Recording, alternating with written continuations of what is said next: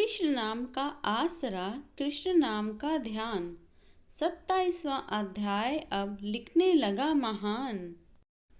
पार्षदों ने कहा, एक दिन की बात है। विष्णुदास ने नित्य कर्म करने के पश्चात भोजन तैयार किया, किंतु कोई छिपकर उसे चुरा ले गया। विष्णुदास ने देखा भोजन नहीं है, परंतु उन्होंने दोबारा भोजन नहीं बनाया, क्योंकि ऐसा करने पर सायंकाल की पूजा के लिए उन्हें अवकाश नहीं मिलता। प्रतिदिन के नियम का भंग हो जाने का भय था।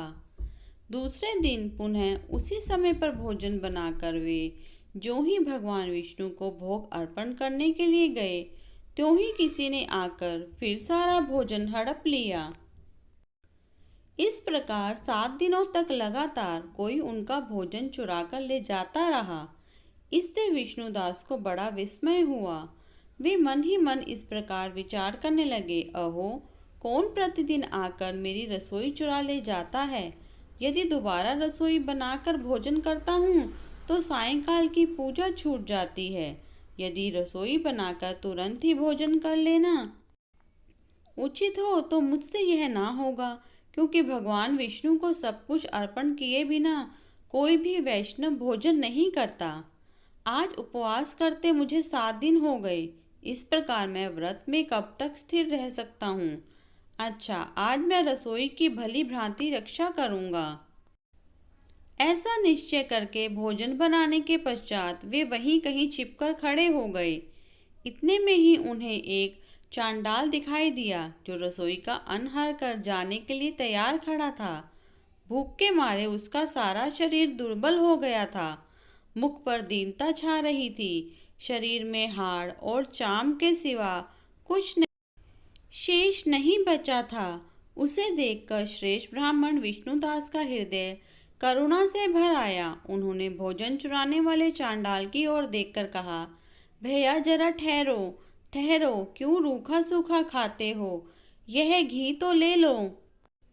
इस प्रकार कहते हुए विप्रवर विष्णुदास को आते देख वह चांडाल भय के मारे बड़े वेग से भागा और कुछ ही दूरी पर मूर्छित होकर गिर पड़ा। चांडाल को भयभीत और मूर्छित देखकर द्विज श्रेष्ठ विष्णुदास बड़े वेग से उसके समीप आए और दयावश अपने वस्त्र के छोर से उसको हवा करने लगे। तदंतर जब वह उठकर खड़ा हुआ तब विष्णुदास ने देखा वहाँ चांडाल नहीं है, बल्कि साक्षात नारायण ही शंख चक्र और गदा धारण किए सामने उपस्थित हैं। अपने प्रभु को प्रत्यक्ष देख विष्णुदास सात्विक भावों के वशीभूत हो गए। वे स्तुति और नमस्कार करने में भी समर्थ ना हो सके। तब भगवान ने सात्विक व्रत का पालन करने वाले अपने भक्त विष्णुदास को छाती से लगा लिया और उन्हें अपने जैसा रूप देकर वैकुंठ को ले चले। उस समय यज्ञ में दीक्षित हुए राजा चोल ने देखा विष्णुदास एक श्रेष्ठ विमान पर बैठकर भगवान विष्णु के समीप जा रहे हैं।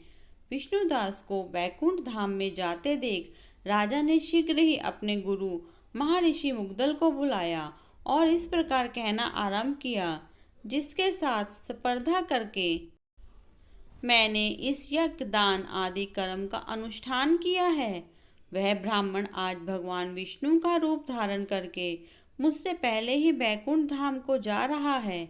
मैंने इस वैष्णव धाम में भली भांति दीक्षित होकर अग्नि में हवन किया और दान आदि के द्वारा ब्राह्मणों का मनोरथ पूर्ण किया, तथापि अभी तक भगवान विष्णु मुझ पर प्रसन्न नहीं हुए और इस विष्णुदास को केवल भक्ति के ही कारण श्री हरि ने प्रत्यक्ष दर्शन दिया है। अतः जान पड़ता है कि भगवान विष्णु केवल दान और यज्ञों से प्रसन्न नहीं होते, उन प्रभु का दर्शन कराने में भक्ति ही प्रधान कारण है।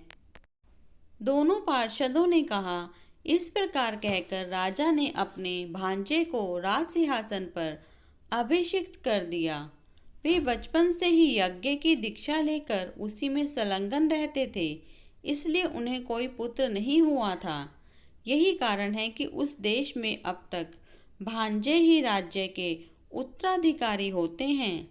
भांजे को राज्य देकर राजा यज्ञशाला में गए और यज्ञ कुंड के सामने खड़े होकर भगवान विष्णु को संबोधित करते हुए 3 बार उच्च स्वर में निम्नांकित वचन बोले। भगवान विष्णु, आप मुझे मन, वाणी, शरीर और क्रिया द्वारा होने वाली अविचल भक्ति प्रदान कीजिए। इस प्रकार कहकर वे सबके देखते देखते अग्निकुंड में कूद पड़े। बस उसी क्षण भक्तवत्सल भगवान विष्णु अग्निकुंड में प्रकट हो गए।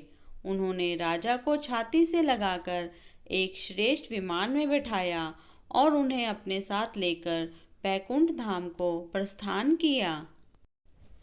नारद जी बोले, हे राजन, विष्णुदास थे वे तो पुण्यशील नाम से प्रसिद्ध भगवान के पार्षद हुए और जो राजा चोल थे उनका नाम सुशील हुआ। इन दोनों को ही अपने ही समान रूप देकर भगवान लक्ष्मीपति ने अपना द्वारपाल बना लिया।